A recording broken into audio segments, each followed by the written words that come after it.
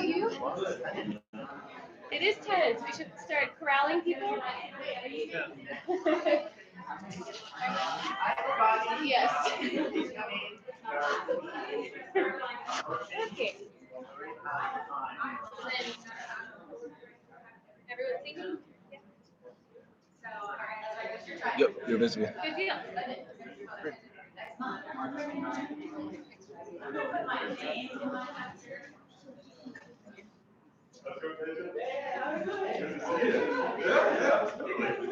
That's gonna be great, yeah.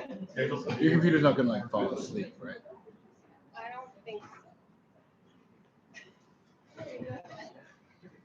I sit in the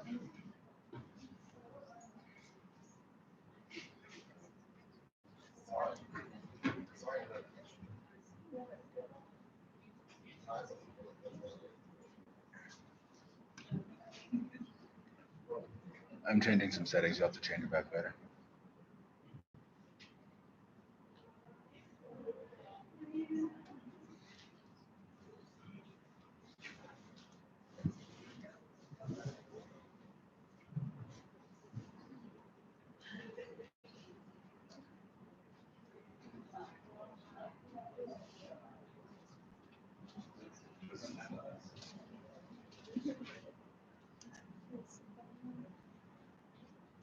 Your open minis here. What was he earlier?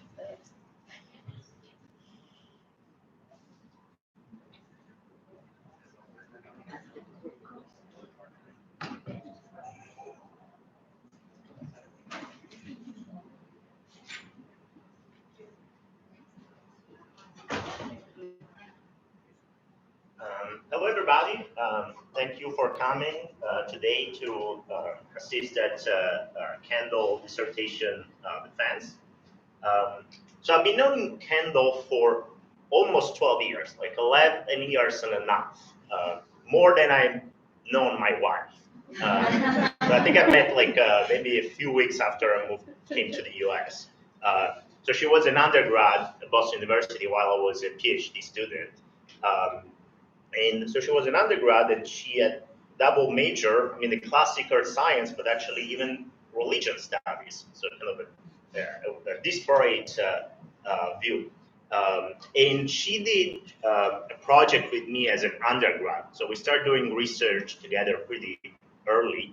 And she went to Boston College, which is not far from Boston University, to get a master in geology and geophysics. She came to LSU about 5 years ago to do a PhD with me, and she had been very good. She has been an active member of our department. She has been in several committees of SIGO. She has mentored undergrad students. She has helped with the outreach events. She has presented at 13 conferences, and she won 24 awards. So she's done very well, and we are all eager to see her final presentation here at LSU.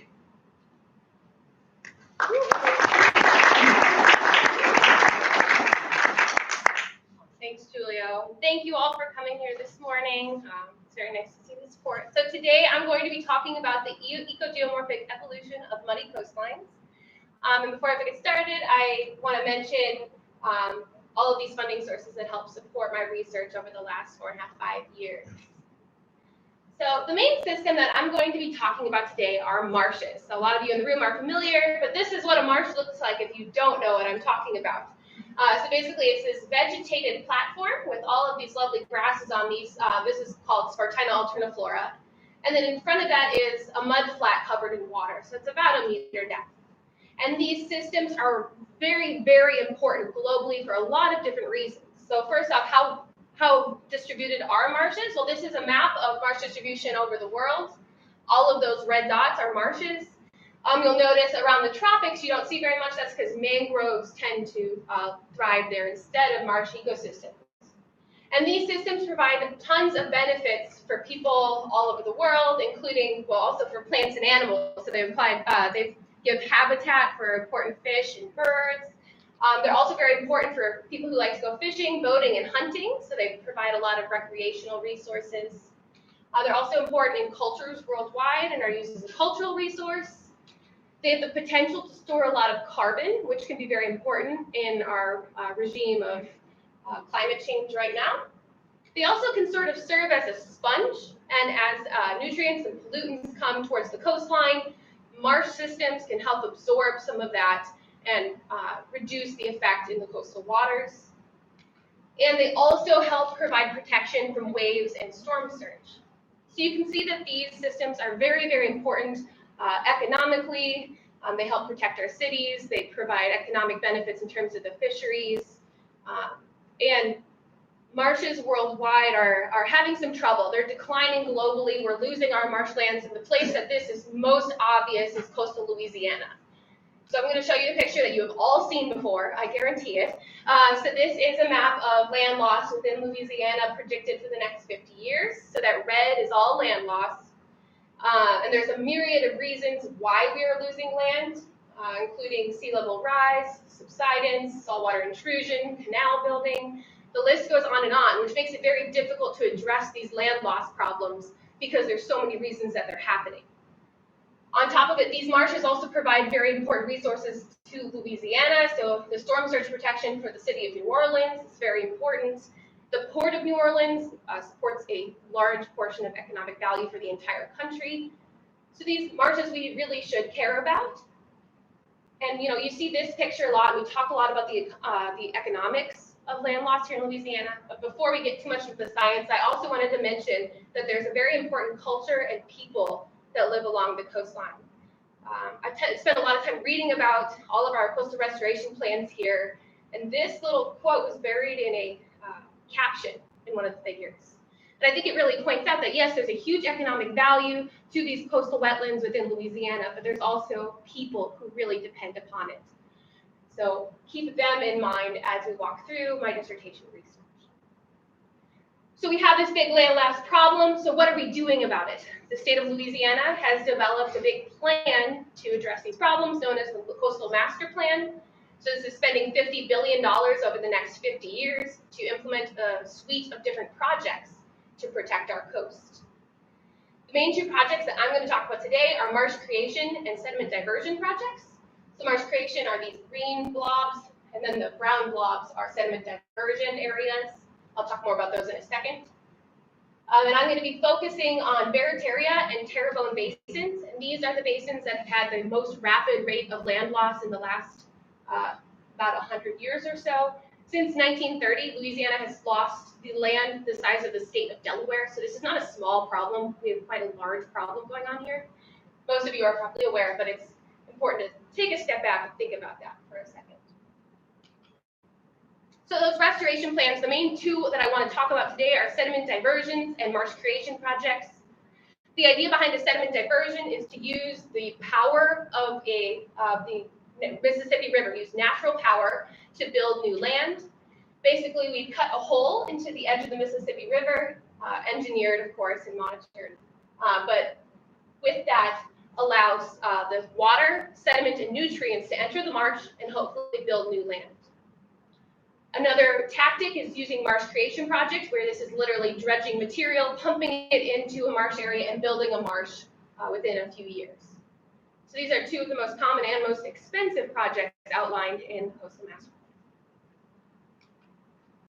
Plan. However, so we talk a lot about the availability of sediment, the feasibility of these projects, how much it's going to cost, but these projects also depend on the ecogeomorphic interactions that are happening on these marshes that we don't spend a lot of time talking about, and that's what I'm going to talk about today, and that's what my research has been focused on. So what is marsh ecogeomorphology? Well, first, what is ecogeomorphology, if you aren't following on that? It's basically how biology or the ecology interacts with the geomorphology and the physics and biology of the system to create this landscape. So marshes are ecogeomorphic in both the vertical and the horizontal direction. So I'm going to start by talking about the vertical. So these marshes like to live at a certain level above mean sea level. For them to be able to survive, they need to grow vertically when sea level is rising. And this depends on interaction between the biology and the geology. So basically, as the tides go up and down, they bring sediment on top of that marsh platform. And that mineral sediment can accumulate and cause the marsh to grow. Now that sounds like a physical geological process, but actually the plants aid in trapping that sediment, and the plants also produce organic sediment that allows for vertical accretion. And then we also have the horizontal direction where we have waves also happening in our water. And those waves impact the marsh edge, and this is where it's going to affect the horizontal stability of the marsh. Those waves impact the marsh edge and drive retreat. However, the plants, the roots themselves, provide some stability, and biofilms also can provide stability in this sense. Additionally, when the waves go over the top of the marsh, it actually reduces the wave energy or reduces storm surge. So really, these are living systems that all of these things are working together to provide a happy marsh. So my overall dissertation objectives are to understand these ecogeomorphic interactions from a very small scale all the way up to the landscape scale. So I'm going to start basically looking under a magnifying glass all the way up to huge basin scale maps, and then think about how we can apply these ecogeomorphic interactions to our restoration projects. So I'm going to get into my first chapter, which is focusing on biofilms and how eutrophication affects biofilms stabilization of muddy sediments. And this paper was published earlier this year in Estuarine, Coastal, and Shelf Science. So first I want to say, what is coastal eutrophication? If you haven't heard about it, so basically it is an input of excess nutrients in our coastal waters. This is happening globally, so all of the yellow and red dots are areas where there have been excess nutrients, which can lead to dead zones. A particularly prominent dead zone is here in the Gulf of Mexico. And this has been a continued problem with increased urbanization. This problem is probably not going to go away. So there's been a lot of talk about what happens when you have a eutrophic system, especially for marshes. And we know that when you add fertilizer, it's going to change how the plants grow and what grows. This is a very vivid academic discussion. There's a lot of disagreement of exactly what happens when you add nutrients to marshes. One thing we do know is that if you add nutrients, above ground biomass increases. There's been some discrepancy on what happens to below ground biomass, but one study that fertilized a marsh in Plum Island Sound for 10 years found a reduction in below ground biomass, which led to the plants actually toppling and leading to increased erosion rates. So if you have eutrophication, you could actually have increased erosion rates of your marshes. So is all hope lost? We have all these other problems of Louisiana losing land. Do we have no hope? Well, I promise you we do. There's a secret garden that might be willing to help us here, and this is biofilms, or you might have heard them called microphytobenthos before. And basically, if you look at a marsh surface or a mudflat, you'll see this lovely sheen of brown-green color, and this is a biofilm. It's a matrix of photosynthetic cells and their secretions. The secretions are called EPS, or extra polymeric substances, and they've been known to strengthen sediment for a number of years. And biofilms are found worldwide, so this is not just a coastal Louisiana thing, but this is a wonderful mass of microbes that are important worldwide. And no one really has asked the question of what happens if you add nutrients to these guys? Are they still able to stabilize those sediments and provide stabilization to marshes and mudflats? So that's exactly what I went out to answer. So how are we going to test this? I wanted to see if you increase nutrient loads, will biofilms still strengthen sediments? And we went off to the lab. So biofilms are very hard to study in the field. They have large spatial variability, and there's a lot of different variables. So we decided to do a laboratory experiment. I don't have time to go over all of the details of this experiment, so please ask me about it later. But the basics are, I had these jars, and I filled them with bentonite mud about halfway. And then I added a little inoculum of biofilm. So basically, I scraped biofilm from the sediment surface in Terrebonne Bay, so it's a natural community, and put a little bit in each of the jars, and then added different levels of nutrients. I had 4 different levels. Abiotic, where nothing grew, I actually added a little bleach to prevent growth. And then I had no added nutrients, low and high. And then we let the biofilms grow, and then you develop this wonderful mat. We changed the water in here weekly. Required quite a bit of babysitting. But we had this mat develop, and then as this mat develops over time, we wanted to see how strong it is. So we use a system called the Goose erosion microcosm. So basically, for each of these jars, I attach a lid onto the top, and that lid, I can tell it how fast to spin. And it applies a shear stress to the bed, and we know how much stress that is, or basically how much flow, and then we can see how much sediment erodes at that given flow. All right, everyone with me on that? Okay, it's very important because it's a really cool instrument. I think it gives really neat results. So I'm going to show you kind of what the biofilms look like to grow before we try to erode them. So to orient you here, we have time in days, and then fluorescence, which is a proxy for biomass, for each of these 4 different treatments. Each line indicates one of the jars. The lines go away over time because I eroded 1 jar every week. So we eroded at 1, 2, 3, 4, and 5 weeks. So the purple lines are the ones that lasted all the way to the end. And then we see over here our images throughout the experiments of what these sediments look like and what our biofilms look like over that development. And you can see in abiotic experiments, you don't see pretty much any growth, which is great. That's what we were hoping as our control. You see patchy growth happening with no added nutrients. And with more and more nutrients, you see more of this pockmarking, which is associated with the bubbles from photosynthesis, and also just a very well-developed mat. We decided to term these first few weeks as incipient biofilms. They weren't kind of coating the whole surface. So that's what we term those. And then mature biofilms come out around week 3 or later. That's when they're very well developed in a thick mat. So now it's time to test how strong these guys are. So here we have a movie showing, so basically that rotating lid is above here, and it's applying that stress to the bed. And as it does so, you can see the little pieces of sediment coming off. As it does, it actually gets sucked out of this tube, goes through a turbidity meter, where I measure instantaneously how much stuff is being eroded. And then I collect and dry and weigh all of that for calibration. And these are the type of results I see. So I'm going to walk you through this because I know it's a lot of things on here. So on the x-axis is time in minutes. And on this axis, we have applied stress. So you can think about that as just how fast that lid is rotating. And then the white line is that applied stress line. So I'm going to show you first kind of how the test works. So I start at a very low stress for 20 minutes. And after 20 minutes, I increase the stress and go for another 20 minutes. And I continue to do so over time. And this is the standard protocol for running this instrument. Then on the other y-axis, I have turbidity, and this is basically how much suspended sediment there is as I'm eroding these, and that's this white dashed line. And so you can see for a while there's not much eroding, not much eroding. Here there's these little peaks, may indicate small pieces coming off the sediment. But then this is the big deal here. When I increase the stress to 0.3 pascals, you see a large jump in suspended sediment. And that's what we term the critical shear stress. So this is the stress required for anything to really erode. And this parameter is used in a lot of models of how our coast evolves over time. So this is very important for us to determine. So we'll be using that metric throughout.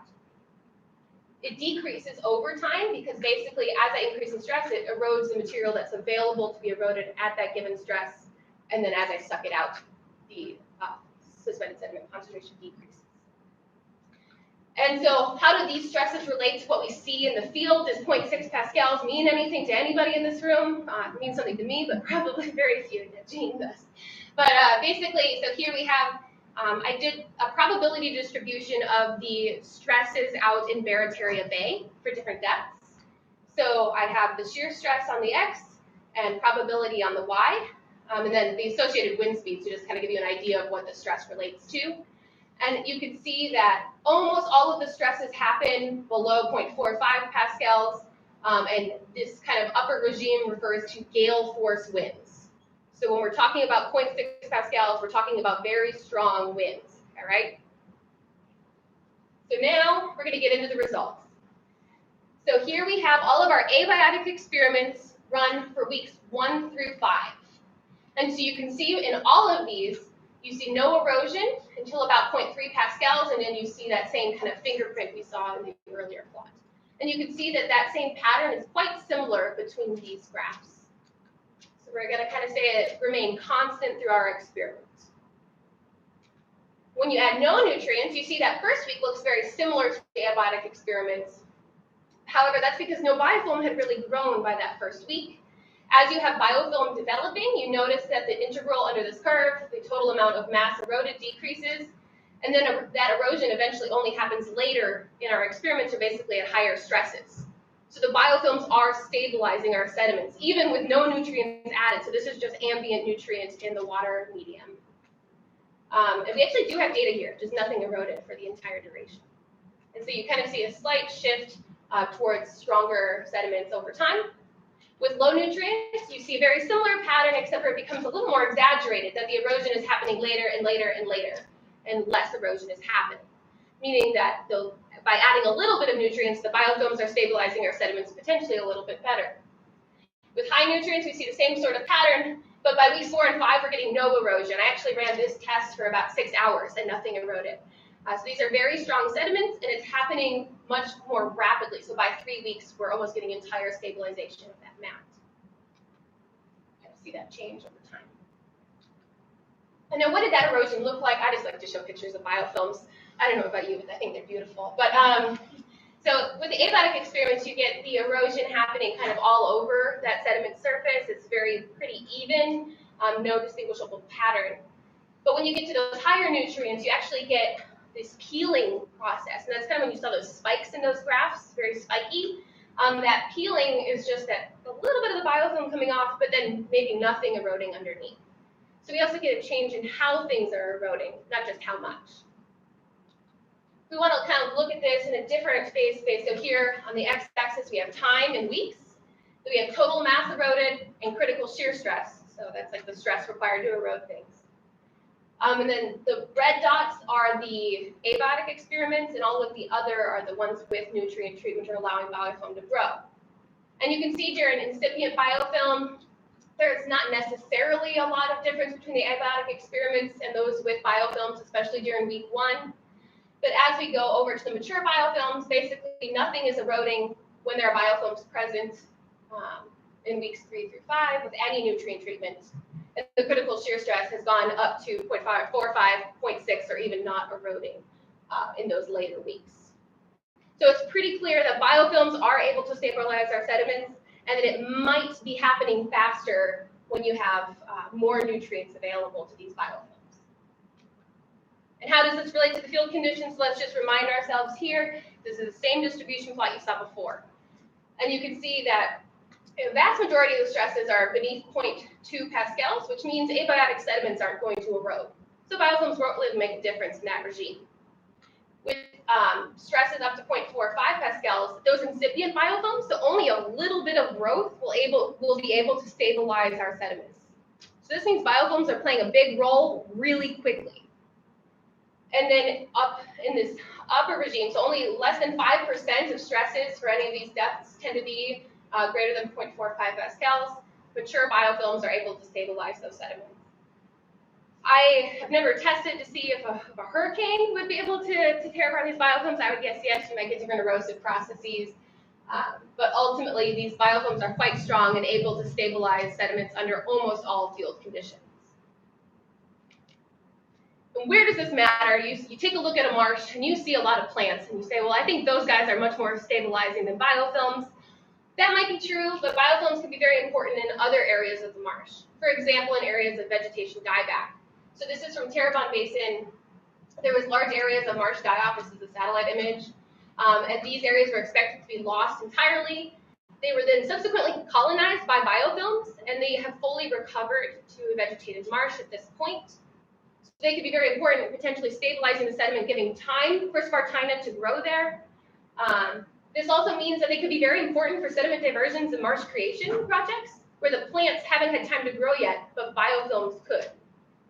On another note, we talked about sediment diversions bringing excess nutrients into our marsh systems. Well, it seems like biofilms aren't going to be bothered much by it at all. So that's good news for our restoration projects. So in terms of conclusions from the first chapter, just to remind you what we talked about. First is biofilms can stabilize sediments pretty much under all conditions. They're really resilient little guys. And that when you have higher nutrients, you potentially have faster stabilization, which could help protect our coast, especially if you have a newly exposed land. Right before a storm comes, biofilms could provide initial stabilization there. And that under most, like the biofilms are able to stabilize the sediments under most natural flow conditions. So now we're going to move on. So we started at the very microscopic scale. And now I'm going to grow up a little bit. We're going to talk about the plant size scale of how ecogeomorphic interactions affect coastline evolution. And basically, we're going to be looking at how wind-driven waves drive erosion on the marsh edge. And this chapter was published in Continental Shelf Research last year. So I'm going to take a quick breath here.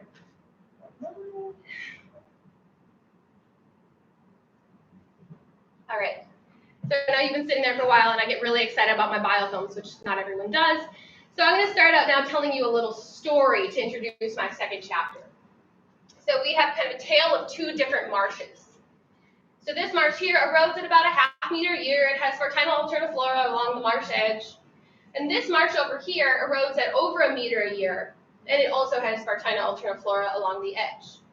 And to most of you, like, so what? Marshes erode differently all over the world. What's the big deal between these two? Well, what if I told you that these two marshes are actually only 1.5 kilometers apart from each other, which is the case. So these are both marshes within Bay Jimmy, Barataria Bay, Louisiana. So this is Bay Jimmy, and this northern shore of Bay Jimmy is eroding about half as fast as the southern shore of Bay Jimmy. And so these have very similar conditions, but they are not behaving the same way. So I started to kind of wonder why and look at the erosion patterns over time. So I started looking at 30 years of Landsat data. So this is using Google Earth Engine. And so you can see Bay Jimmy here, and you can see that over the 30 years I'm showing you, the bay is expanding. You also might notice that this island down here, Stingray Island, is eroding really fast from the south. And you're like, why aren't you worried about that erosion? Well, I am, but it has a larger fetch. Basically, there's more water in front of that marsh, so you can get bigger waves and more erosion. But within Bay Jimmy, this southern shore and this northern shore have about the same amount of water in front of them.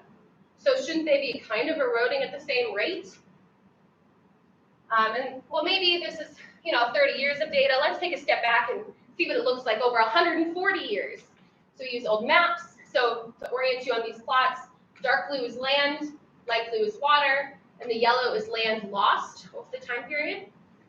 And you can see that at the northern shore of Bay Jimmy, you're getting about half as much erosion as at the southern shore of Bay Jimmy. So this is not a pattern over 30 years, but it's a pattern over 140 years. And then you start looking around and you go, wait a second, there's also that asymmetry here and here. And then I zoom out to most of Barataria Basin, and you see that it's not just there, it's here and here and here and here and here and here and here and here. And I think here too. And so this is clearly a systematic process that is occurring in this basin. It is not just Bay Jimmy is weird. There is clearly a process that's driving northern shores to erode more slowly compared to southern shores.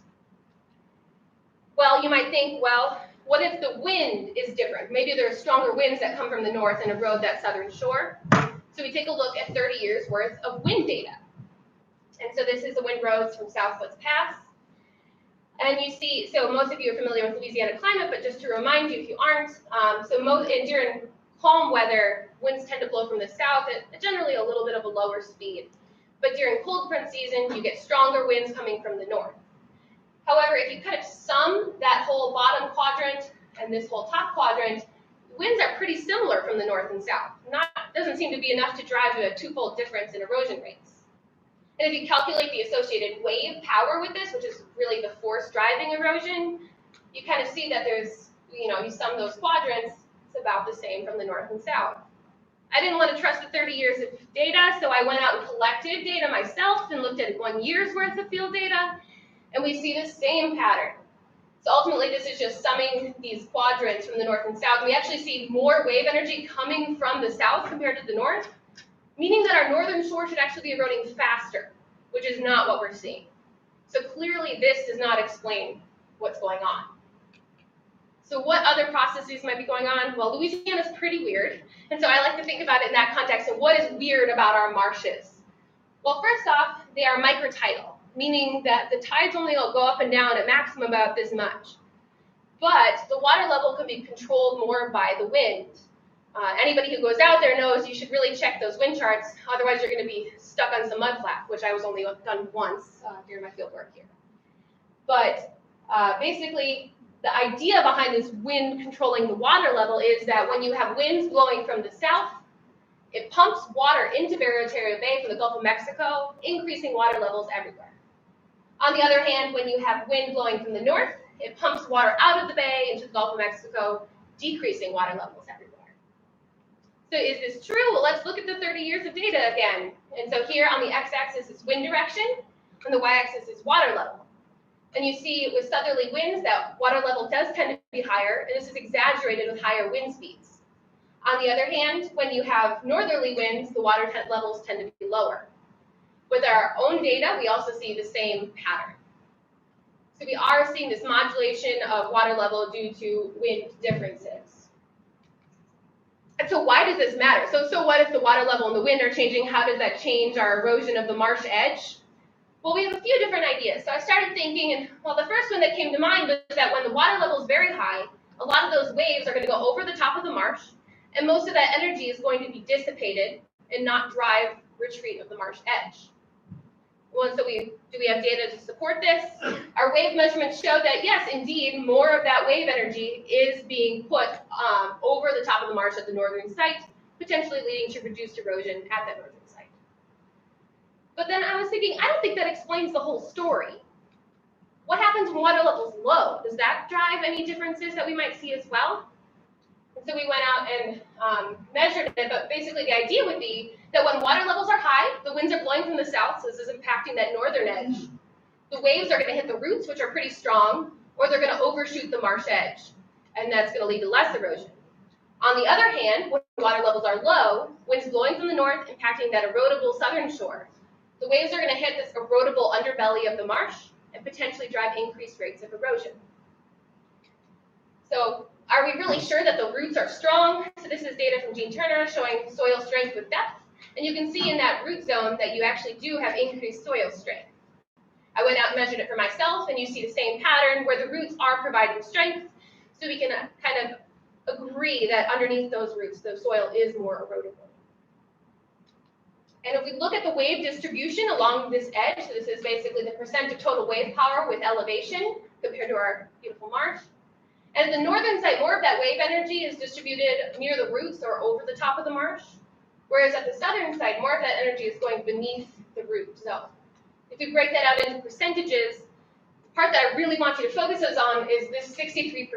63% of weight of energy is undercutting that marsh edge, eroding a very vulnerable area of the marsh, and probably contributing to increased erosion rates on those southern shores. Now, if you were watching very carefully, you may have noticed something funny about this figure. So we thought we had it all tied up, but you might notice that our northern and southern shores actually have different strengths of the soil. So this is soil strength with depth.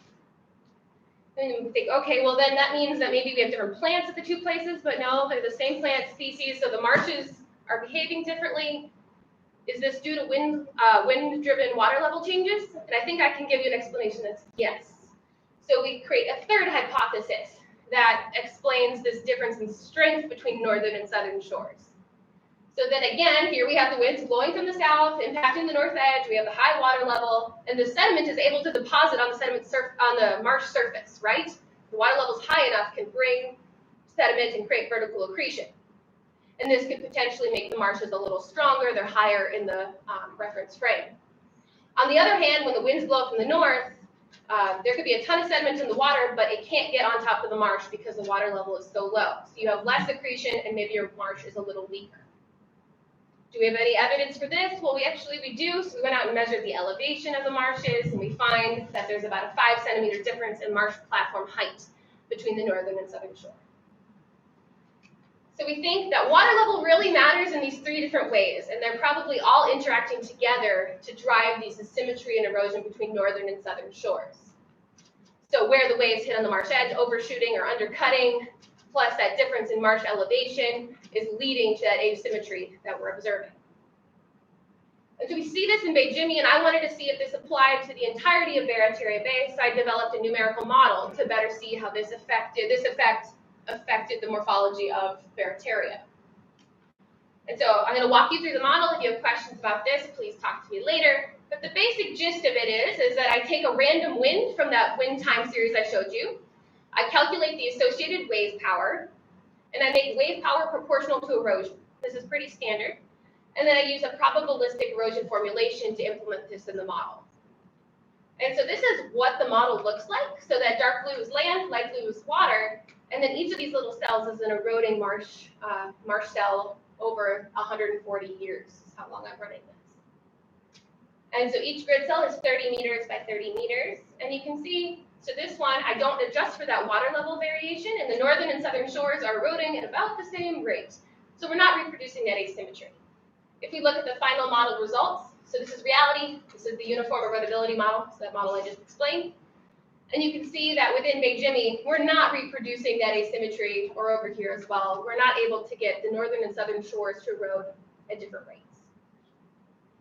So now I wanted to go in and incorporate that field data that I found that there are differences between those northern and southern shores. So I adjusted this model, and I still used to use the same random wind, calculate wave power, make wave power proportional to erosion, but this time instead I allow that proportionality to depend on the direction of the wind, basically accounting for those water level differences. And if I do this, I get a much better fit. So this is reality, that first model I showed you, and then this adjusted model. And you can see within Big Jimmy, we're actually doing a much better job at reproducing the asymmetries with this adjusted model. We actually get a 10% improvement of retreat rates within small embayments using this adjusted model. Now here we get to talk about where the model fails. So I think this is highly informative, and I know most people would want to brush over this, but I actually think it's more important than the results themselves. So there's so the main process that we included in the model was wind wave erosion of the marsh edge, right? I'm basically only driving this with wind waves. There's a lot of processes we didn't include. So this includes areas of faulting, so there are faults in the area. When those are activated, the entire marsh subsides and we lose marshland. I did not include faults in this model, so I'm not upset when I see it not matching. We also didn't include barrier island processes, so the mismatch here is not really surprising. One of the big things is you see a lot of these ponds forming within the marsh. And so ponding processes are not included in this model, but they do contribute to a significant amount of the land loss here in Louisiana. And we think this might have something to do with changes in salinity. So in this figure, these lines demarcate the difference between the boundary between brackish and saline marshes over the last 70 years. And you see that boundary has changed a lot, and that's kind of the area that has had the most ponding. So those changes in salinity might lead to changes in the soil properties, the chemistry, which might also lead to more of the ponding. So I was saying it's really cool that we have these mismatches. Why is it really cool? You can use this model to identify dominant processes that are occurring. So for example, like I said, in those little embayments, we're doing a really good job of predicting erosion. We know that wind waves are driving most of the erosion. So when you're doing restoration projects, you could say, well, I know wind waves are important here, so I should put wave protection.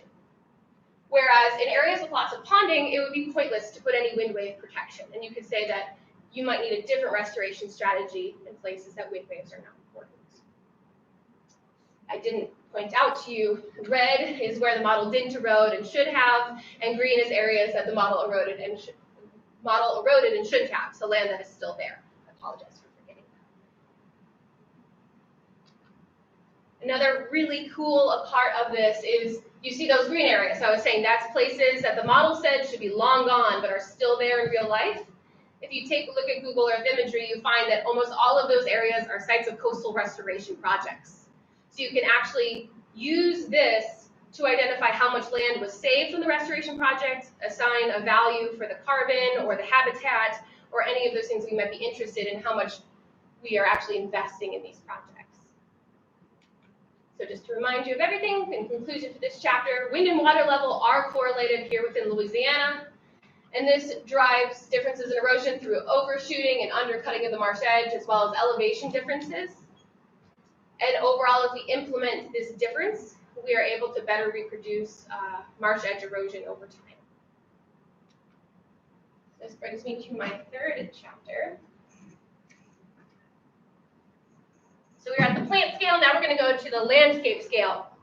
And so, we talked about just saline marshes really in the last chapter, and here we're going to look at the whole estuarine gradient of saline all the way to fresh marshes. And this paper will be submitted to a special issue of Earth Surface Processes and Landforms within the next month. So I talked a little bit, one of the big things that jumped out at me in the last chapter was that edge erosion is really important, but so is interior marsh loss. And I hadn't really addressed that very well. So edge erosion, again, is just those waves hitting the marsh edge, where interior is those ponding. You might think the marsh looks sort of like Swiss cheese. That's how I like to think of it. And it kind of erodes inside out. And so which one of these processes is the most important when we're considering coastal restoration? We want to make sure that we're not spending time talking about edge erosion if it's really dominated by interior marsh loss. So I looked at maps, and I'm going to show you here. So on the left here, dark blue is land or out of domain, light blue is water, and yellow is land lost. This time from 1932 to 2015. And so you can see the total land lost here. And I developed an algorithm to separate this into edge erosion versus interior erosion. And so not surprisingly, you see the edge erosion is along all of the edges. And then the interior erosion is kind of interesting. It occurs in this band that's about equidistant from the main passageway coming into Barataria Bay. If you do the math out, you actually see that it's about a 50% contribution for both edge and interior erosion. So I'm going to continue to talk about edge erosion, but we should remember that that's really only half of the picture here, but both of these processes are important when we're addressing coastal land loss here in Louisiana. For this chapter, I did all of these analyses also for Terrebonne Basin, but I don't have time to talk about them today. So then I'm going to use this edge erosion really to look at the patterns we see across the entire estuary of Barataria Bay. So just to remind you from the last chapter, we're going to be adapting that model. So this is really just a quick repeat. Remember, we talked about that there's less erosion when there's high water levels, more erosion when there's low water levels. If we implement this in the model, we're able to do a lot better at predicting land loss. But what really bothered me is I thought it did a great job in those saline marshes. But here, that's a model result again, where the dark blue is land, light blue is water. The yellow is the places that the model's doing well. And the red is areas that the model didn't erode and should have. And these look like ponds. I'm not surprised if the model didn't recreate ponds. But what really bothered me is this area. It seemed to look like an edge erosion. So why isn't the model performing well in this area? You start to think about it, and then I realized that area is actually in a brackish marsh, not a saline marsh. And so perhaps these areas are behaving differently. And within Barataria Bay, we actually have a gradient from saline all the way to fresh marshes, which have different plants, and therefore likely different plant roots, plant structures, and different sediment characteristics. And so we look at that zonation over time. So the blue is saline marshes, teal is brackish marshes, and yellow is fresh marshes. You see that we do have a lot of change, but that gradient exists over the last 70 years or so. And this is taking the median of that over time, and you really see that there is a pretty solid zonation across this ecosystem. However, all models of edge erosion in this area treat them exactly the same. So I wanted to go out and see if we actually see differences in the sediment characteristics based on these different salinity zones. So we went out, we measured soil shear strength, we measured elevation, we took about 50 sediment cores, which were analyzed for below ground biomass, LOI, bulk density. This is one of my favorite videos because you see us looking over this way worriedly all the time. There's an alligator stalking us at the moment. But what did we find? Did we see that there was actually differences between saline and brackish marshes? So if we look at the soil shear strength with depth, we see that saline marshes do have stronger soils in that root zone compared to brackish marshes. Likewise, if we look at soil bulk density, which is just the basic soil parameter with depth, we see that saline and brackish marshes do have different soil parameters. So we do see this difference in the soils, which means we probably should be thinking about these differently in the model. So kind of put this together, you have the different soil properties that we're measuring in real life. We see that mismatch in the model. Well, let's make that model better and be able to use this information to predict land loss, not just in saline marshes, but across the whole ecosystem. And so that model framework, this is going to look super familiar to you guys. I use that random wind, calculate wave power, make wave power proportional to erosion, and I make it dependent on water level like before, but then I add in that it's also dependent on the salinity zone. And then I use the probabilistic erosion formulation. And then basically I'm going to use the same model, but I'm going to calibrate it only to that edge erosion to try to get rid of those ponds from my model metrics. And I'm going to calibrate it separately for salinity zone. And this is what I find. So again, light blue is water, dark blue is land, yellow is erosion. And if we calibrate the model, we find that the best fit happens when you have deeper roots and stronger soil in the saline marsh. And then you get shallower roots and weaker soil as you move upwards or towards more fresh marshes. And previous literature has shown that there are shallower roots in the fresher and brackish zones within coastal Louisiana. And so this is comparing the reality of edge erosion within Barataria and the model output, and we're doing a pretty good job at reproducing the edge erosion that we're seeing across that salinity gradient. So this is the model fit. So to reorient you in the colors, the light blue is water, dark blue is land, yellow is where the model's doing really well, red are areas that the model didn't erode and should have, and green is areas that the model eroded and shouldn't have. So within those semi-enclosed basins, like before, we're doing a really, really good job at predicting edge erosion, better than any of the other models that have been used before. There are some issues. So one of the issues is defining what is edge versus interior. I said I used one algorithm to define the whole domain. You can see some areas that this was called edge erosion, but those little ponds are probably just pond expansion. So we see some mismatch in the model there. We also have some really big trouble areas that probably jump out at you. This red area was a place of faulting. So again, we're not reproducing that. Additionally, this area we had difficulty being able to reproduce. This could be due to the presence of intercoastal waterway, which changes the nutrient and sediment and flow dynamics in the area. Also, the geometry of these areas is quite interesting, and there might be more currents causing additional erosion due to a different process than what I included in the model. But overall, especially within that brackish marsh where we added that field data, we're doing a much better job at predicting edge erosion. So overall, in conclusion, the edge erosion and interior erosion are both important in coastal Louisiana. So we need to address both of those when we're modeling, when we're planning restoration projects. We can't ignore one, pair them together. Salinity zones do drive differences in the vegetation and soil properties that we see. And if we are able to implement these in models, we can improve model predictions of land loss. So I hope I've been able to convince you that from the small scale of our little biofilms all the way up to the landscape scale, ecogeomorphology really matters. And those little diatoms all the way up to the landscape zonation of plants can drive the overall landscape change that we see in those maps showing the last 100 years of Louisiana land loss. This has big restoration implications. I'm just going to point out a few of these. So we talked a lot about sediment diversions. How does my research apply to sediment diversions? Well, the first idea would be that if we introduce excess nutrients, biofilms are still going to do their job in these areas. We're not too worried about them. It might be interesting to note that we're introducing fresh water, which then we might want to consider that we have different behavior or erosion rates depending on our salinity zone. So if this becomes more of a fresh area, we might have increased rates of erosion. For marsh creation projects, biofilms could be early stabilizers. We also might note where the north or south facing shores of these projects are, if we're going to be more vulnerable at the base of those projects if the waves are cutting underneath, or if we need to have more plants along the edge if there's going to be more overshooting of that marsh. Additionally, we've been implementing a lot of wave protection projects, basically dissipating wave energy before it meets that marsh edge. Using these models, we can identify where wave processes are dominant and then implement the right plan without spending money where it's not really going to do a lot of work. So overall, my take-home message from my dissertation, if you remember anything from this presentation, I want you to remember that biofilms are super cool and can stabilize sediments under any conditions. And that's really good news for our restoration efforts. Where the waves impact the marsh edge and therefore the plant roots really matters. We can use that to improve our restoration strategies.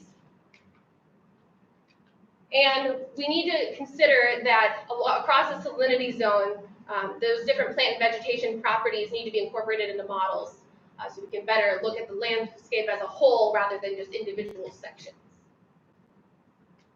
And ecogeomorphic interactions drive all of these changes along this small scale to large scale. So with that, I want to thank a lot of people. The first one I want to thank is Julio. moved to Louisiana. Never thought I would move to this state, and really enjoyed the time here. He's taken a lot of time to help me as a scientist, but also we've done a ton of outreach and education projects, which most of you have been part of, but where we've gone into the community, our Delta tailgate parties, where we simulate how Delta changes over time, and have been a big part of my time here. I'd like to thank my committee who provided support, not just academically, but also with just building me as a scientist.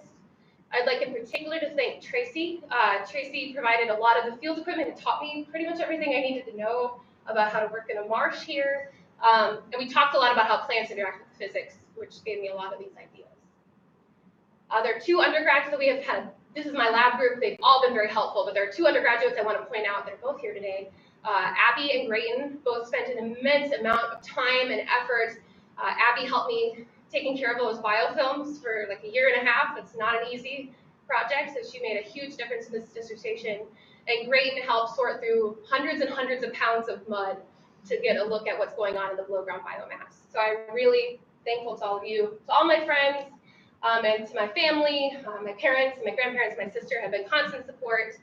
But then I must say, you gotta get a best friend like this. My husband has been really helpful. He never was shy about helping out with the biofilms or going out in the field, and I wouldn't have been able to do it without it. So with that, I'd also like to thank my funding sources. I had a lot of funding sources throughout the years to help me go to lots of conferences, so I appreciate all of that. Met a lot of people and really developed my research. Thank you very much.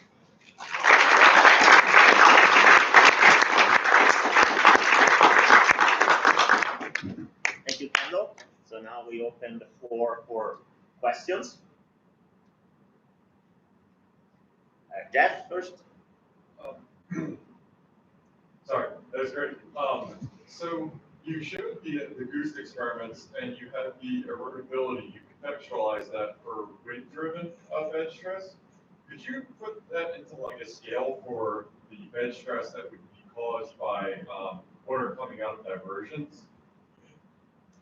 I could. I have not thought about it at all. Okay. I don't know what the flow rates are coming out of the diversion. Okay. The basic thought that came to me is Barbara Kleiss from the Army Corps of Engineers came here a few years ago and was just saying that one of the big reasons that diversions are such a tough sell is because it's going to be a bunch of years before they build land because they're just blowing that out. Right. So basically, just how I was wondering is from like a scale analysis perspective, like is that something that the flow rates could be tweaked to allow biofilms to stabilize stuff initially? Or are those rates just so high above like erodibility that it really doesn't matter? It's just better to just pump this much water and sediment in there. My guess is the rates, especially near the outlet, would be way too high for these guys. Yeah.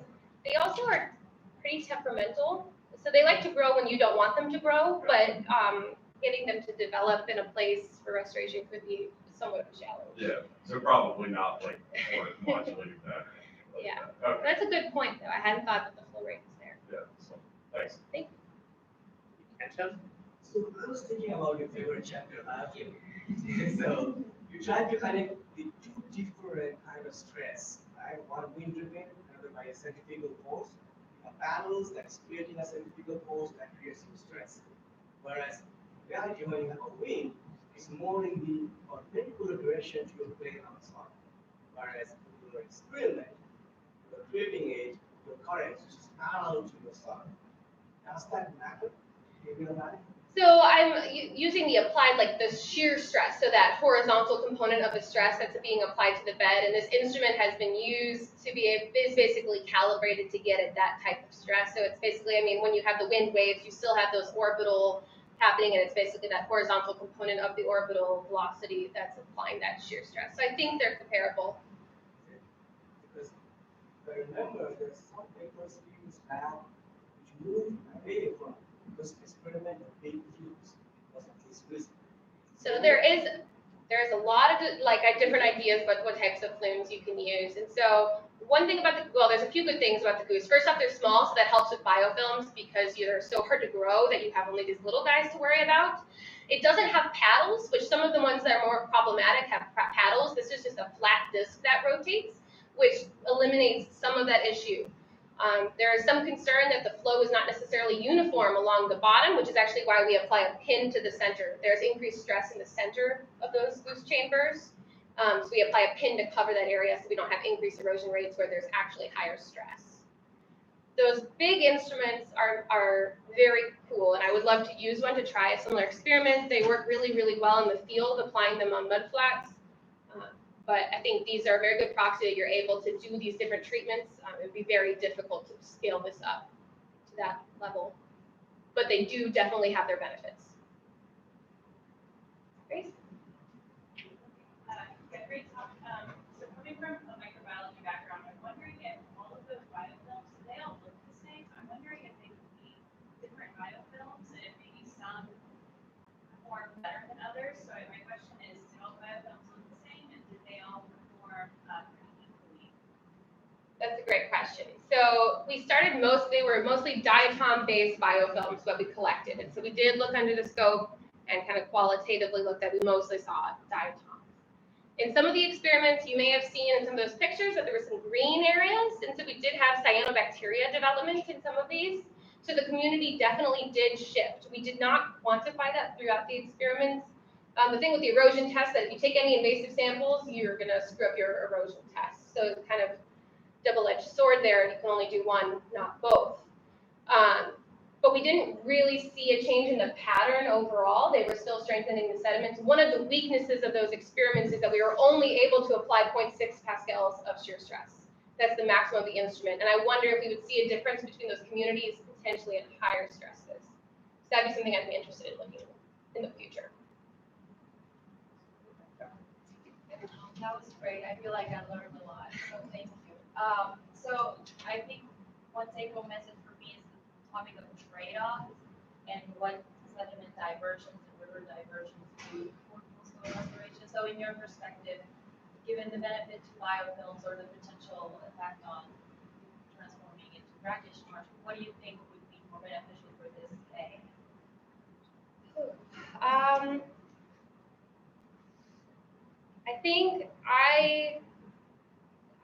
I think sediment diversions are a better investment of money compared to marsh creation projects because they build land more over a longer duration of time.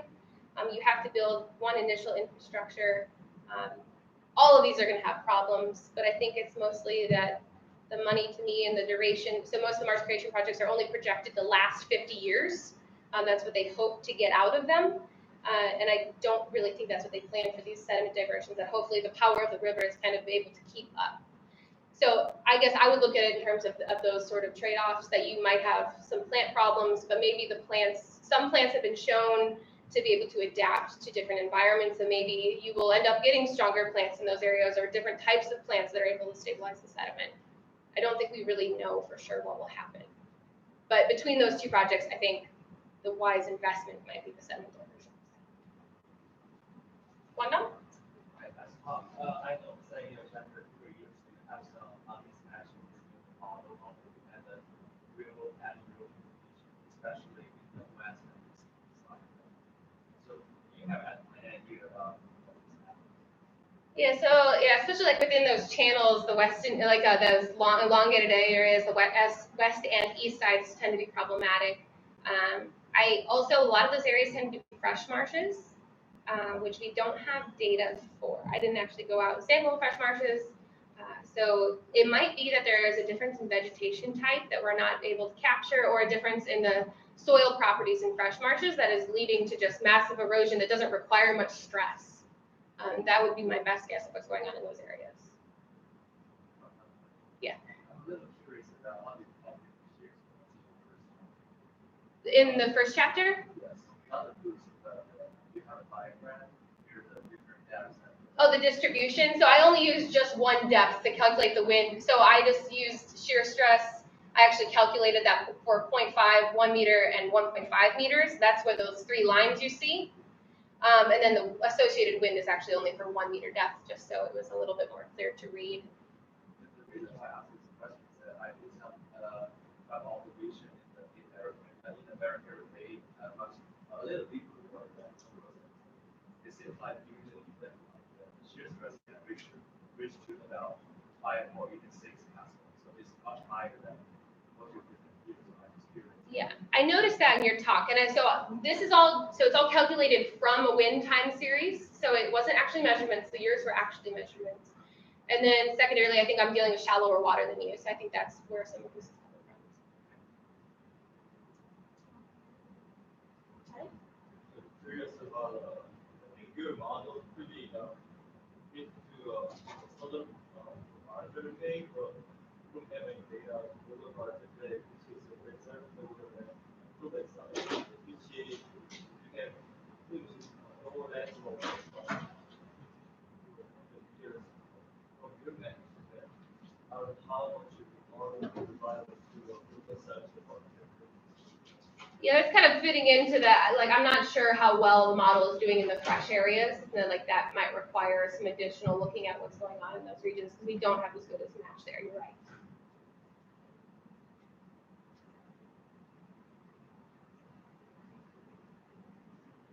One more?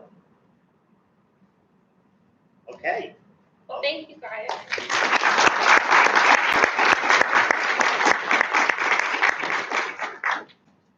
And committee members will meet in 2215 in a little bit and take as much food as you guys want because we made too much.